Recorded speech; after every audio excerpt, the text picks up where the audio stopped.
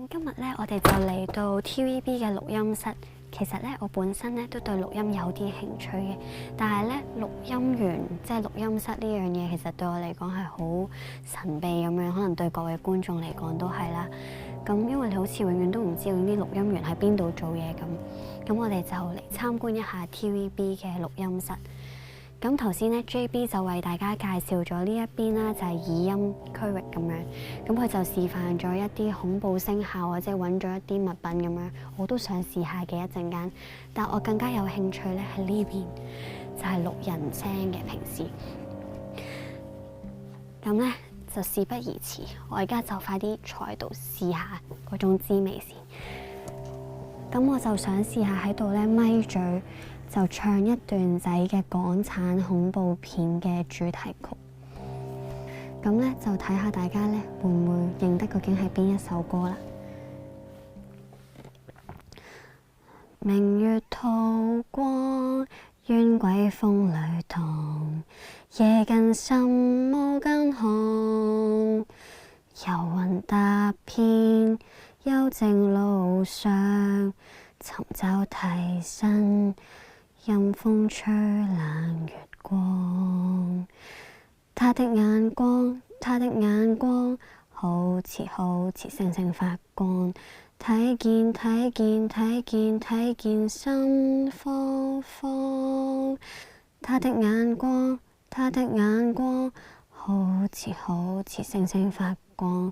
睇見睇見睇見心更慌。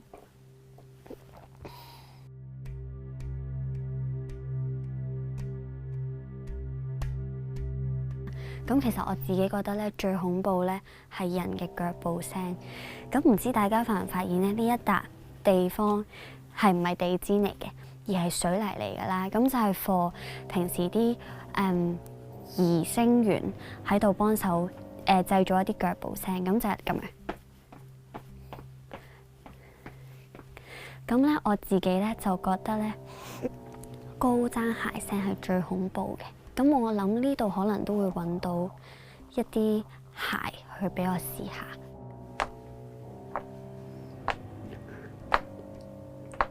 其實都唔係話唔驚，即係如果你夜晚行過聽到啲咁恐怖嘅聲，用手嘅話都幾好。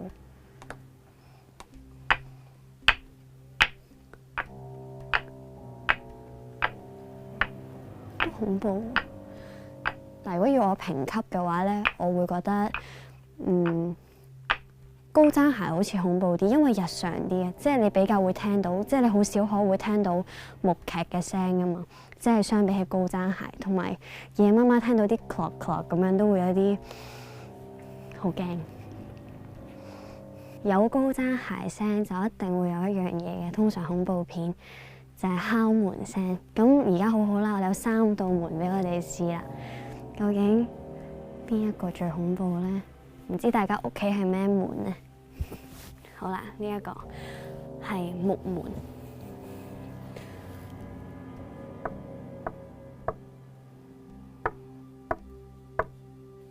係實啲嘅個聲。咁我哋試埋呢一度啦。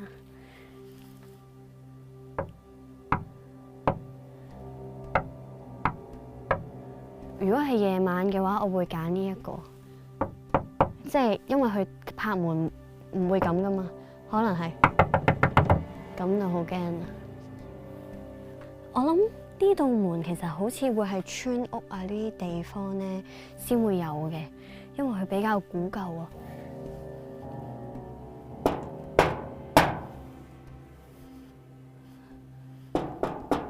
佢係有回音嘅咯，比起前面嗰2道門。我諗呢度攞指甲刮咧，應該仲唔驚。好啦，犧牲我嘅指甲啦，真係會爛喎，可能聽唔聽到？哇，好難聽啊！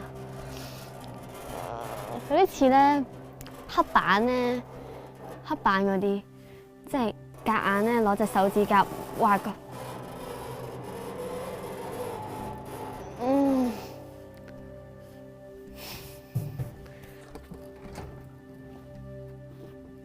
咦，突然之間咧喺個櫃度發現咗有呢張 X 光片啦，咁唔知大家咧會唔會知道佢嘅作用係咩？佢好似係一個人嘅 X 光片咁樣，但係其實佢嘅作用係，大家合埋隻眼啊！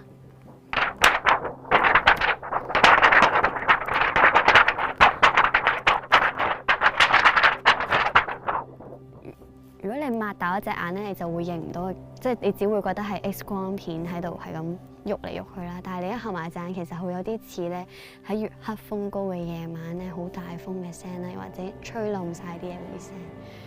所以咧，有時候咧，耳音源係真係咩都會用咯 ，X 光片都用。其實係都幾似風聲，因為你好難可以錄低天氣嘅聲噶嘛。咁所以咧，就係用呢啲小嘅工具去幫助自己啦。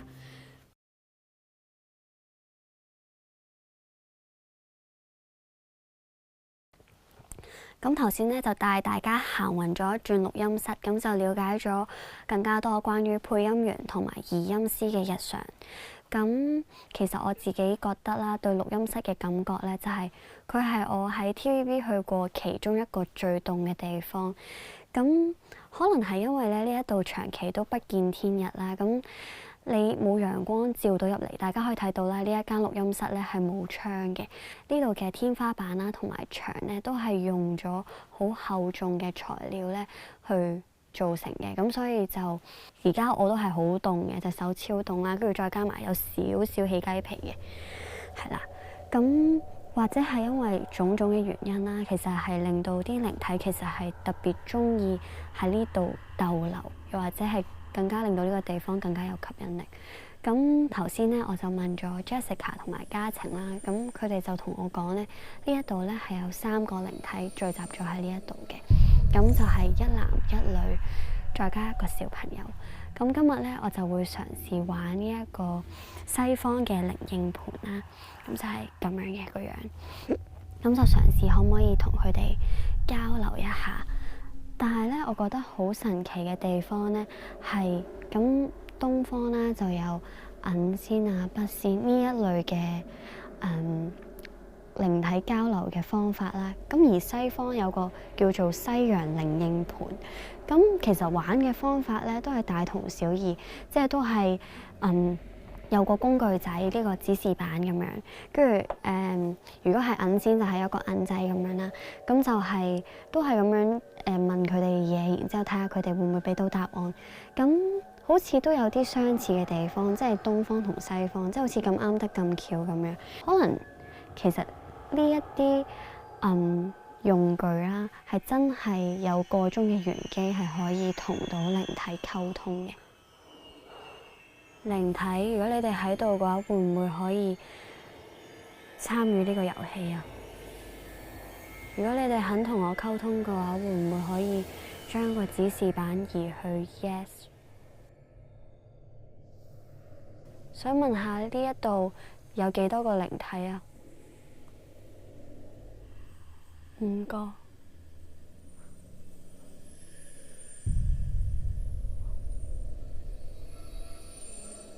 佢仲喐緊喎，即係好驚！你哋啱啱見唔見到啊？個靈探機無啦啦去咗紅色咯。其實佢係每一次我問問題，佢都會咁咯，同埋佢 keep 住喐緊，搞到我唔係好夠膽講嘢。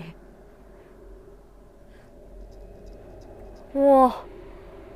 佢係不斷，我一問問題，佢就即刻響得響咯。你哋係幾多年？你係幾多年之前死㗎？5年前，5年前死嘅。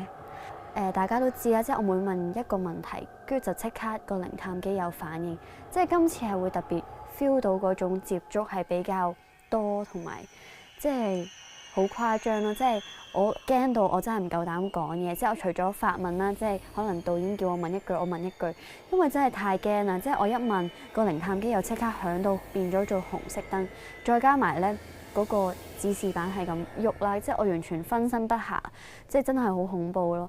跟住臨到最尾，我叫佢可唔可以離開，跟住佢答 no no no。我嗰陣其實都糾纏咗幾耐，咁導演可能 cut 咗，咁就跟住佢最後好彩佢都肯答 goodbye 咯，咁就令到我覺得好恐怖，即係同埋最後佢答 goodbye 嗰陣，即係我 feel 到佢移去 goodbye，我都自己都即刻安心咗、放鬆咗一啖氣咁樣。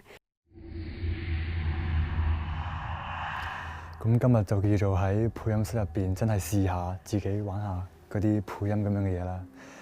頭先我自己喺度整嗰啲聲嘅時候咧，尤其係嗰啲譬如刀片啊嗰啲好刺耳嗰啲聲咧，我知道係自己整嘅，但係聽落去嘅時候都真係有少少起雞皮，因為佢嗰種聲好刺耳、好入骨。點解咧？